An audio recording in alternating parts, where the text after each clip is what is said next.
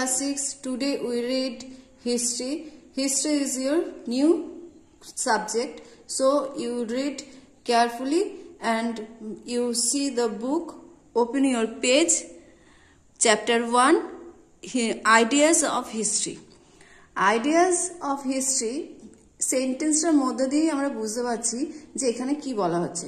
Idea mean to say that what is history, অর্থাৎ history সম্বন্ধে আমাদের যে ধারণা সেই সম্বন্ধে এখানে বলা হচ্ছে।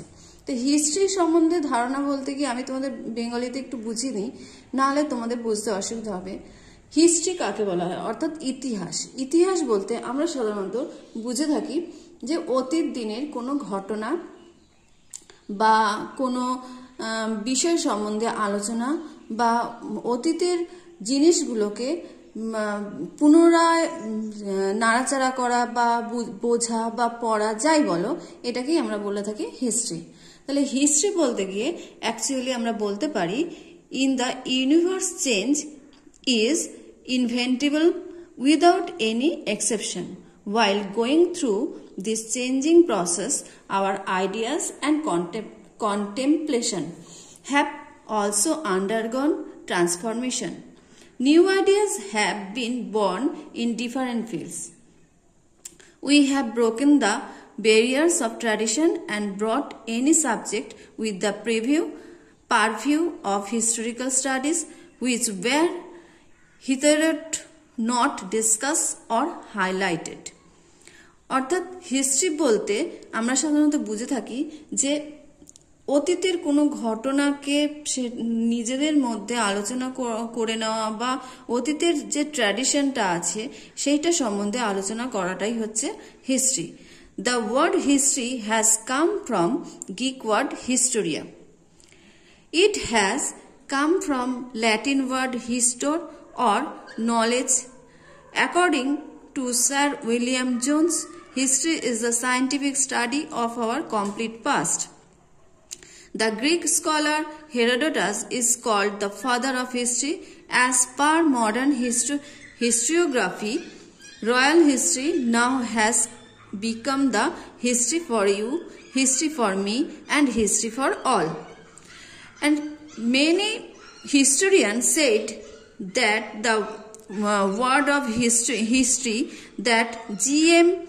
Trevelyan study of history is the mother of the study of other social studies. French philosopher Voltaire said about eternal and universal history, which is the main aim of most historians. Then another side, the Rabindranath Tagore thought that the history of India, which we study for examination, is just a history of dark times of India. Our history is the struggle for throne, coming up and departure of various groups like Shaka, Hun, Pathan, Mughal, Portuguese, French, British, etc. অর্থাৎ রবীন্দ্রনাথের ভাষায় আমরা যেটা বলে থাকি, রবীন্দ্রনাথ ঠাকুর বলেছেন যে আমরা ইন্ডিয়ান হিস্ট্রি বলতে সাধারণত বুঝে থাকি যে এখানে শাকা, হুন, পাঠান, মুঘল এই যে জাতিগুলো এসে দিনের পর দিন ভারতবর্ষে রাজত্ব করে গেছেন তাদের সম্বন্ধে আইডিয়া নেওয়া বা তাদের লাইফ সম্বন্ধে জানা, এটা হচ্ছে একটা history.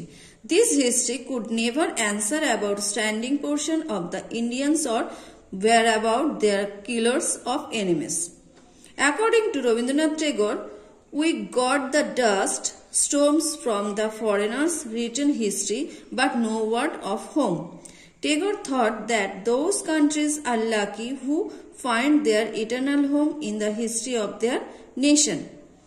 Unfortunately, our history prevented us from patriotic feeling about India. অর্থাৎ এখানে হিস্ট্রি যে কেবল কোনো ইনসিডেন্টকে বোঝাচ্ছে তা না, হিস্ট্রি মানে হচ্ছে পেট্রিয়টিক আইডিয়াটাও আমাদেরকে দিয়ে থাকে।